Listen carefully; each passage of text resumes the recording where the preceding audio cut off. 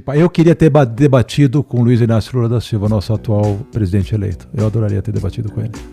Ali ele ia ter... Não na condição de... Ou na condição de na candidato? Condição de se eu fosse um candidato, entendeu? O que eu falaria para ele, como que eu conduziria aquele debate, com todo respeito ao nosso presidente, para quem eu tentei, vocês sabem que até postei vídeo e tal, eu gostaria que tivesse continuado, com todas as restrições que eu tenho a ele também.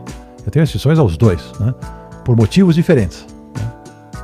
O ex-presidente Jair Bolsonaro, uma pessoa que eu tive o prazer de conhecer pessoalmente. Ex-presidente ano que vem. Esse ano ele futuro ex-presidente, nosso atual presidente. É uma pessoa séria e boa índole, gente boa, simples, só que esqueceu que foi eleito presidente de um país que é a segunda maior democracia do mundo, que tem 215 milhões de habitantes, que está entre a décima economia do mundo e que faltou assumir em muitos momentos a liturgia do cargo.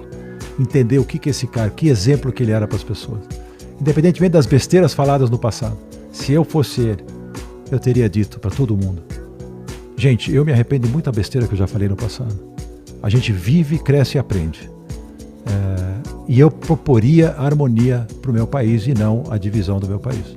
Porque em termos de entrega de governo, com ministérios, com economia, com tudo, foi muito bom, teve muita coisa boa. Nós tivemos ganhos incríveis, só que ninguém ficou sabendo. Porque um presidente que bate na mídia há 4 anos, como o Trump bateu também, dificilmente se reelege. Você não tem que bater na mídia, você tem que fazer as pazes com a mídia. Você não vai perder personalidade por isso. Você não vai perder a sua autenticidade por isso. Tudo, Igor, depende da forma. Você não perde o conteúdo se você aprender a forma. Para de gritar, para de espernear, para de xingar. Você é o presidente da República, né? Você é um exemplo jovem. Ali que ele pecou. Porque a montagem do ministério foi maravilhosa, o não querer entrar no jogo. Ele quebrou um sistema difícil, corrupto, que nós vivíamos durante décadas nesse país, né? Com atitudes totalmente diferentes que os presidentes anteriores, em relação a não ter negociata com esse presidente. Eu conheço alguns ministros pessoalmente, e ele não pode nem ouvir falar quando alguém quer fazer algum tipo de negociata lá. Ele não dá espaço para isso. É que nem a mulher bonita que quer ser cantada, se ela não te dá espaço, você não vai chegar. O presidente não dava espaço para esse tipo de coisa. Ah, mas teve o toma lá da cá. Teve negociações que, se não fizerem, não aprova nada. Aí o país não anda. Isso ele teve que fazer, que é, vamos dizer, beneficiar o reduto de um ou de outro deputado e tal, para poder, o partido tal, para poder ajudar e poder aprovar seus projetos.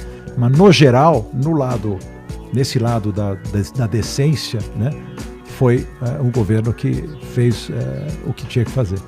Aí faltou, então, o presidente assumir esse papel. Ele criou uma rejeição muito grande a ele mesmo. Se você analisar comigo, eu não ia falar tanto de política hoje, mas se você analisar comigo hoje, quem elegeu o presidente Jair Bolsonaro chama-se Luiz Inácio Lula da Silva. E o seu partido, principalmente o PT. A aversão era tão grande na época, tudo que foi feito por esse partido, que se você botasse essa batata frita, candidato ganhava. E nós tivemos o presidente batata frita lá. E o que acontece? O Jair Bolsonaro teve peito e coragem de assumir esse papel, que ninguém teve, e ele foi eleito. E depois, em 2022, quem elegeu Luiz Inácio Lula da Silva foi Jair Bolsonaro. Ele foi o maior cabo eleitoral que o Luiz Inácio Lula da Silva podia ter, com as atitudes dele, né, com a falta de jogo de cintura que um presidente tem que ter. Até que é uma falta de, assim, qualquer negócio, você tem o americano fala good guy, bad guy. O presidente da República não levanta uma placa escrita Globo lixo.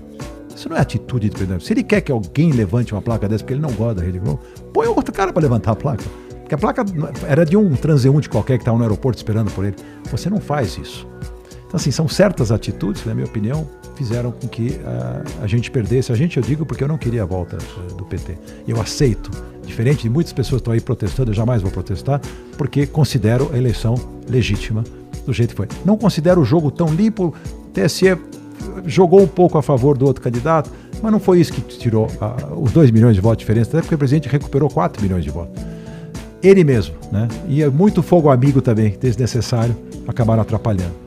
E a gente vai ter que agora viver nessa incógnita. Porém, o que é bacana é que ele tem na mão 58 milhões de votos, apesar de que grande parte desses votos foram de pessoas que não querem o PT e não que apoiam ele, e tem aí uma oposição a ser feita para segurar aquele ímpeto petista de raiz que a gente não quer ver de volta.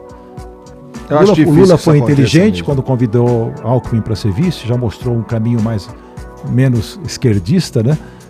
E pelo que nós estamos vendo aí, se por acaso ele tiver essa serenidade de botar um ministério que não seja tão político, né, que seja um pouco mais técnico, ou então políticos que são, né, acima de qualquer suspeita, aí a gente vai ter eventualmente a torcida que nós temos é pelo Brasil, independente de quem é o presidente da República. O Brasil é maior do que esses indivíduos. Não pode personalizar tanto neles dois. Isso que é ruim, entendeu? Eu concordo muito. Eu gostaria muito que o Brasil tivesse projetos de país que independessem dessas pessoas. Concordo muito. Eles têm que ser a mola mestra que faz, o fio condutor que faz acontecer. Mas não pode cair tudo na persona dessas pessoas. É muita responsabilidade para eles. Nem são preparados para isso. Lula é um político experiente, mas não é um administrador nem um gestor. Entendeu? Então ele precisa ter gente em volta dele que sejam bons gestores. O Jair Bolsonaro era um político experiente também, 30 anos, ele também nunca foi gestor de nada. Mas ele teve a inteligência de botar um ministro da Economia, que eu considero o melhor de todos da história do Brasil e um dos melhores do mundo, que é o Paulo Guedes. Colocou o ministro da Infraestrutura, nosso futuro governador, que era um espetáculo de profissional. Colocou a ministra Tereza Cristina na Agricultura, colocou gente, até o Marcos Pontes na ciência, um cara que tem um currículo invejável, gente decente, gente séria, gente trabalhadora. Isso mudou o resultado. Só que ninguém ficou sabendo, porque briga com a mídia, não anuncia, não fala, né? Ninguém...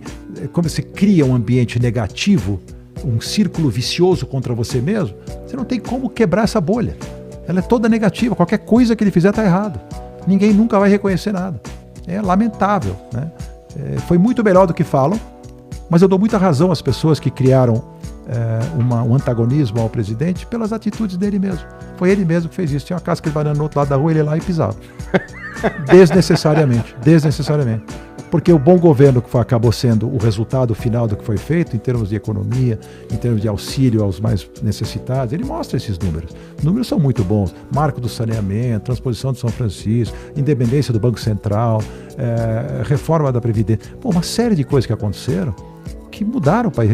Privatização da Eletrobras. Então, assim, um monte de coisa interessante, importante, que acabou sendo jogada fora por postura pessoal. Isso é uma pena. Se a postura pessoal fosse diferente, se ele se abrisse para todo mundo, quero governar para todos, não só para os bolsonaristas, vamos governar para todo mundo. O brasileiro, ele é o povo, independente da ideologia, do que ele pensa. Eu não vou desrespeitar a ideologia de esquerda só porque eu não concordo com ela. É um direito que o cara tem de ter a ideologia dele. É um direito que ele tem de pensar do jeito que ele quer. As pessoas ficam falando, porque é de esquerda, porque é de direita. Respeita. Entendeu? Então, é assim que tem que funcionar um país, né? É um mix de pessoas tentando remar para o mesmo lado, cada um com as suas ideias, ok?